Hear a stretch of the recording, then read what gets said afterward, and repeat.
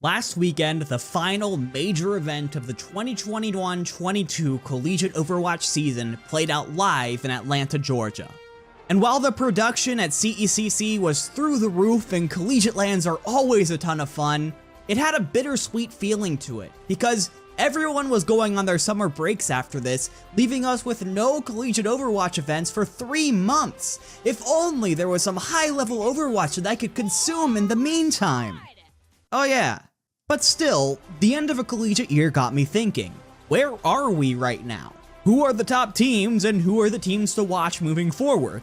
And that's why I took it upon myself to make an NCAA-style top 25 ranking for Collegiate Overwatch at the end of the 2021-22 season.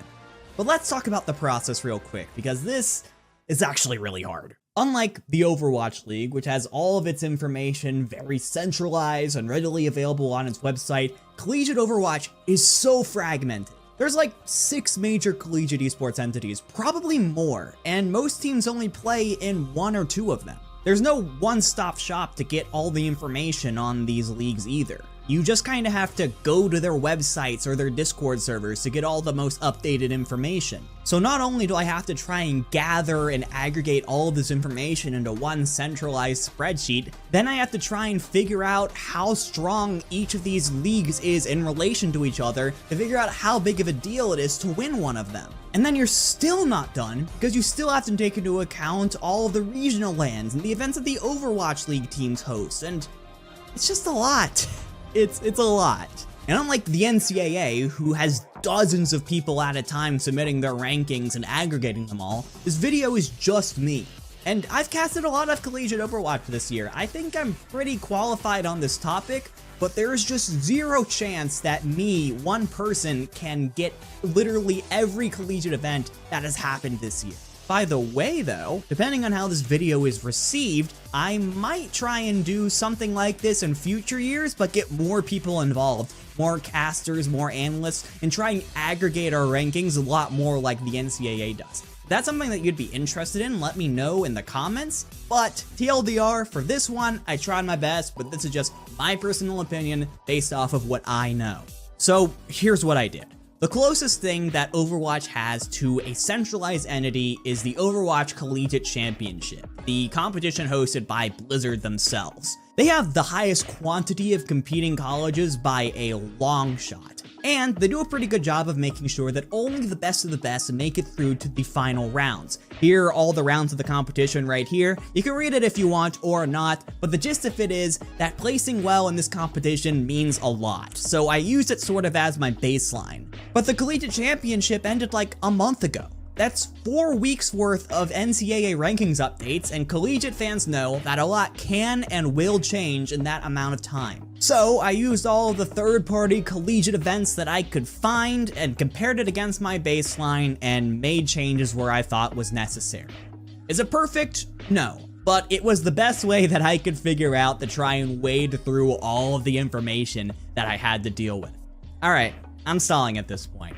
Without further ado, here is my top 25 ranking for Collegiate Overwatch at the end of spring 2022. Enjoy. Number 25, Akron. This might be my Ohio bias, I'm fully willing to admit that. But as someone from a school that played Akron like 10 times over my 4 years, I can't help but respect how much the Zips have invested in esports. They've created one of the strongest programs in the state, and by the looks of it, that's not going to change anytime soon. This was a bit of a rebuilding year for them, as most of the team's varsity roster left or graduated, leaving people like veteran Stunape to lead a team with several rookies on it. But it was still good enough to place second in the CECC Midwest Invitational and third overall in the Esports Collegiate Conference. I particularly remember being very impressed by their new hit scan Nylon against Northwood in the CECC, showing flashes of hard carry pop-off potential against one of the best teams in the nation. Number 24, UC San Diego. UCSD started 2022 off on a pretty good note, placing third in the California exclusive UCEI Invitational. While being the third best team in your state doesn't sound that impressive, the Tritons prove that California is a very strong state for Overwatch, going on to get just 1 game away from earning a spot in the Collegiate Championship Finals, and then effortlessly rolling through the CECC West Invitational to earn a spot in the Atlanta Finals. Number 23, South Florida. In contrast to the Tritons, USF started their season pretty rough, finishing 37th in the Swiss stage of the Collegiate Championship, missing out on group stages altogether. However, this might have been a blessing in disguise, as the Bulls were able to turn their full attention to dominating their NACE Star League group to the tune of a perfect 10-0 record. They then followed this up with a respectable 7th place finish at the CECC Atlanta National Finals, where they won a nail-biter against UC San Diego. South Florida is a streaky team, but when they're on, I'd consider them for a slot in the top 20. Number 22, Florida. There are two reasons why the Gators barely outrank their southern counterparts. First is a much more impressive performance in the Collegiate Championship, finishing just one game off of the playoffs. And with that group, there is no shame in third place. The second is their participation in the Mayhem Winter Classic with high-profile Tier 2 teams and collegiate programs. Did they do well? No, you're playing against contenders teams here. But the connection that the Gators have with an Overwatch League team is already giving them huge benefits in visibility and experience against really high-tier opponents, which is hard to come by. Number 21, Illinois. The Fighting Illini have quietly been constructing one of the strongest Overwatch teams in the Midwest, and this year they got a crucial piece. This is where we actually find our first contenders player, with Chopper of teams like Obey Alliance, Ardor, and Drifters giving them some insane DPS firepower. It was enough to get him to 9th place in NACE Star League and sweep the battle for the Midwest no problem. And if they can continue to build around their star DPS player, Illinois will continue to climb.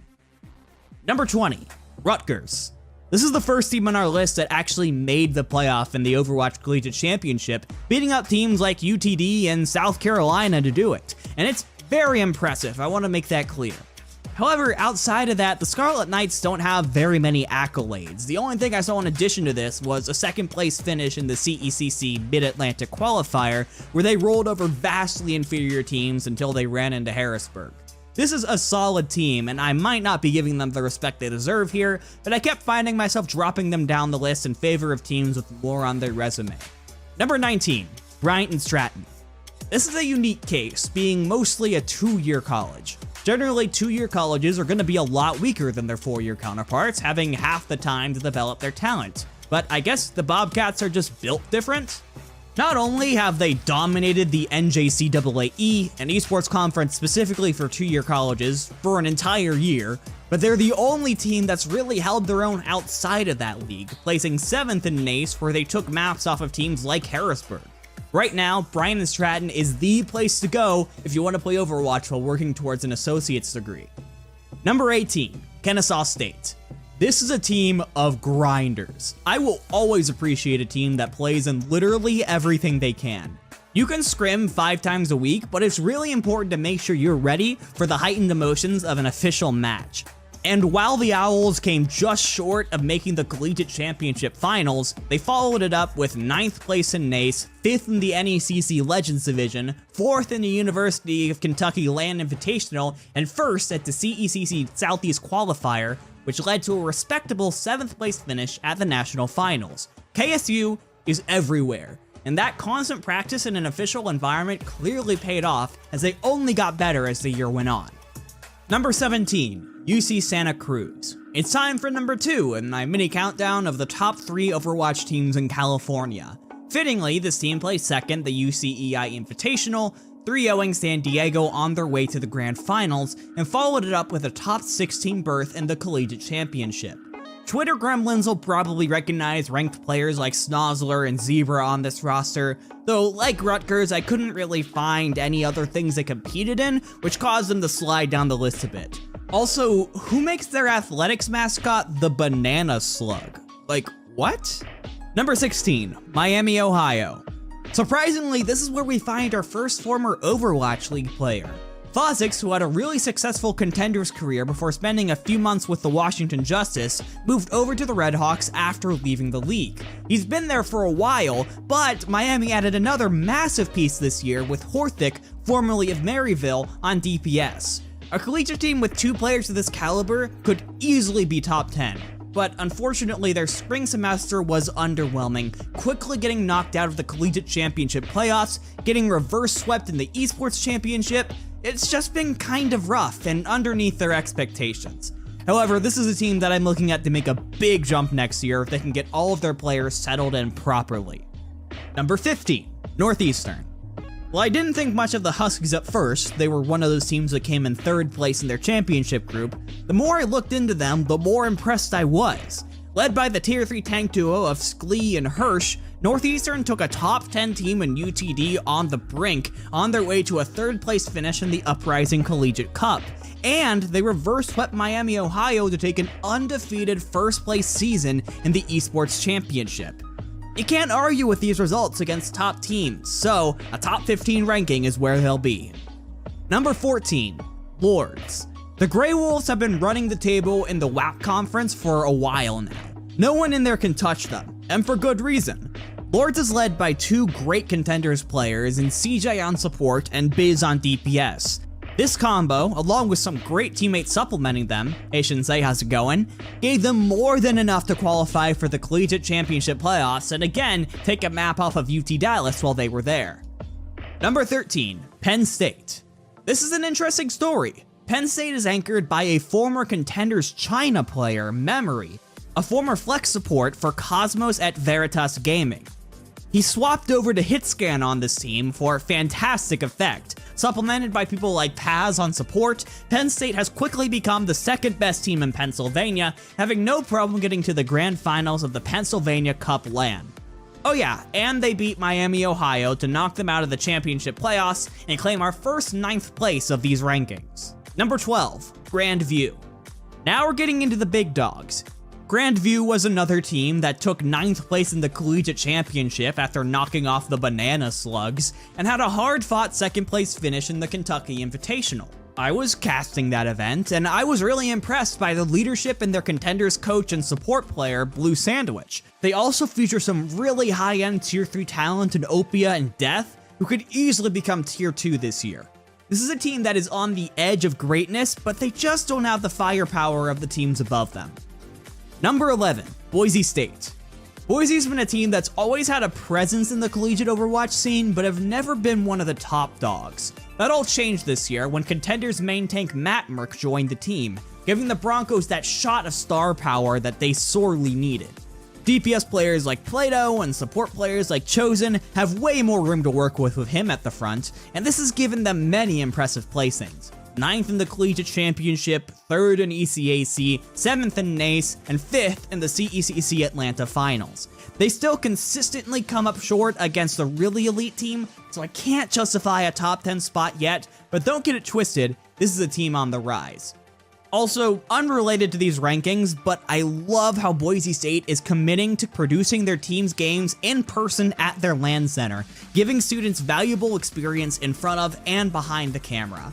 I hope to see more top teams doing this as we move forward and the esports collegiate scene continues to develop. Number 10, Converse. When I say names like Quix, Hammer, Maxwell, and still Kiwi, half the pro enthusiasts will know who I'm talking about. This is a team with high-profile names in the Path to Pro community, and in the few times we got to see them, they looked the part, going 5-3 in the NECC Legends Division and cruising to a victory at the Kentucky LAN over teams like Kennesaw and Grandview. But scheduling issues forced the team to pull out of events like the Collegiate Championship and NACE before they were properly eliminated.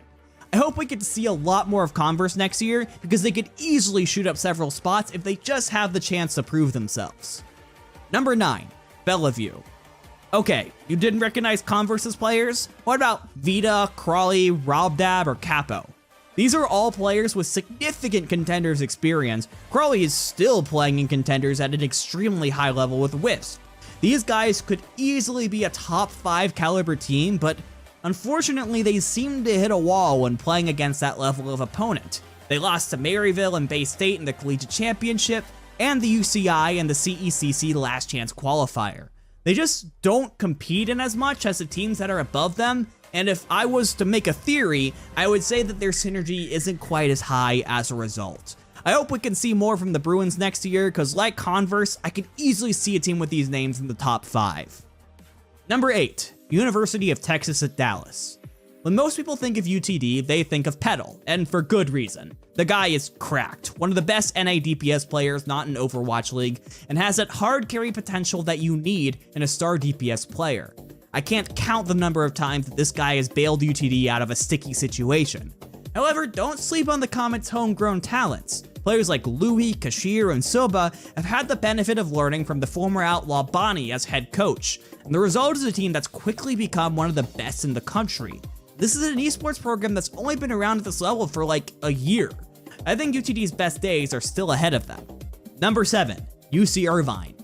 Here it is, folks, the best team in California. UCI is often forgotten about when discussing the best teams in collegiate Overwatch, but they've been around since the very beginning. That longevity has allowed them to build a winning culture. Led by players with contenders experience like Light, PG1, Supreme, and Mashiro, the Anteaters consistently put up great results against great teams and have shown the ability to punch above their level and pull off upsets against teams in the top 5. They've stayed relevant in collegiate Overwatch for years, and will continue to do so no matter how few people talk about them. People should talk about them. Number 6, the Savannah College of Art and Design. SCAD literally exploded onto the scene this spring. Literally, they were barely a team in the fall, and then out of nowhere, they just showed up with a contender's tank line and support line and just started destroying everyone. Shiz, Kabimas, Snappy, and Gao all bring a veteran presence and combine to make a really aggressive Season 2 Titans-esque style of play that's both really fun to watch and really successful. The only shortcoming they have is on DPS. Alone is good, but he's not gonna hard carry against the top teams. If SCAD can recruit a great DPS player to pair with him next year, they'll instantly shoot into the top 5 conversation. Number 5, Bay State. Bay State's a college that only really started investing in esports this year, but my goodness, they went hard, especially on the recruiting side of things. I don't know who's in charge of the scouting department, but props to them, because while players like Faded, Infernal, Cabe, and Neb were all top tier 3 veterans, only one of their players, Abs, had significant contender success prior to this team. But Bay State has really unlocked the potential of these players, partially because they play in literally everything. Remember what I said about Kennesaw? Bay State is that, but on steroids. Like, I would argue they're actually going overboard. But you can't argue with results, I guess. At this rate, their trophy case is gonna burst in like 2 years. Number 4, Northwood. Now, this is just a contenders team. Seasons and Calman on tank, Dynasty and Boat on DPS, Lep and Landon on support. These are mainstays in the North American contender scene, combining to form one of the most explosive rosters in the entire collegiate scene. Their achievements are many, capped off by a 2nd place finish in the Overwatch Collegiate Championship. So why are they 4th? Unfortunately, they did get hurt a bit by losing Landon near the end of the year to the Spitfire, and are more prone to upsets than the teams above them, taking losses to teams like UTD and NECC, and UCI and NACE. Man, that's a lot of acronyms. Still, Northwood has shown the ability to beat literally anyone on this list. Number 3, Harrisburg. The Storm have been a fixture of collegiate Overwatch for years now, hosting tournaments and winning them. They've been pumping out top 3 finishes for their entire existence, and this spring was no different, finishing 3rd in the Collegiate Championship, 2nd in the CECC National Finals, and 1st in NACE Star League. Of course, the Storm is headlined by the former Fusion player Elk, and supported by an insane contender CPS line in Lethal and Tap, as well as a veteran tank line in Akawa and Divio. Not to mention, anyone who goes to the school is gonna enjoy coaching from former Fusion player Joe Meister and Uprising coach Shake. Harrisburg has one of the best constructed esports programs in the country, and they're gonna stay at this level for a long time. Number 2, Maryville. 1st place in the Overwatch Collegiate Championship. That should just speak for itself. It's the biggest single achievement in all of collegiate Overwatch this year. And when you look at their roster, you instantly see why. Not only is Maryville anchored by 2 former Uprising players in Haley and Mikey, but they also had Kaluge holding it down on off-tank, who Shock fans have now become very familiar with. You also have Luke Mino, who many think is the best NA flex support not in Overwatch League right now, and a fearsome tier 2 level DPS line in Ice and Cyrus. It is a powerhouse roster from top to bottom. It's crazy. 3 to 4 years ago, Maryville was the best collegiate Overwatch team in the world, and it wasn't even close. And it's incredible to see this program stay on top after so much time has passed and so many schools have caught up to them in terms of funding and resources. They are so close to still being number 1. Their resume is impressive, but compared to most of the other teams at this level, it's short. And as a result, one school does outdo them. Number 1, Illinois State.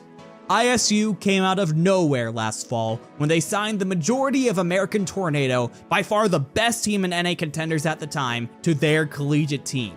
They then proceeded to destroy collegiate for the semester and contenders while they were at it. But after losing basically their entire team to the Overwatch League, they had to rebuild from scratch. This was a big semester for ISU to prove that they weren't just a flash in the pan. Well, led by former Valiant player Gig and contenders mainstays like Aiko, Liar, and RuPaul, it's pretty clear that they're here to stay. It wasn't instant, they came in 4th place in the collegiate championship, but as the semester wore on, they continued to climb the ladder. They came in 3rd place in the Last Right Invitational, by far the best of all the collegiate teams that competed.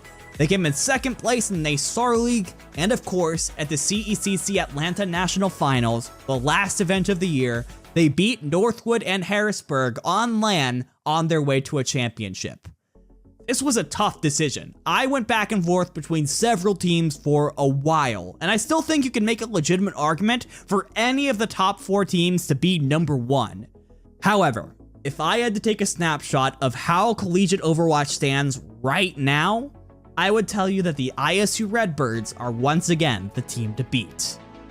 And that does it. The top 25 teams in collegiate Overwatch in spring 2022 from my point of view, okay? My point of view. If you think my point of view sucks, feel free to yell at me in the comments and give me a little boost in the algorithm. I'd actually appreciate that. And of course, if you like this video, leave a like and subscribe if you want to see more videos like it. I might upload in a week, I might upload in a year. I like to keep y'all on your toes. But until next time, that's all from me. Don't get tilted.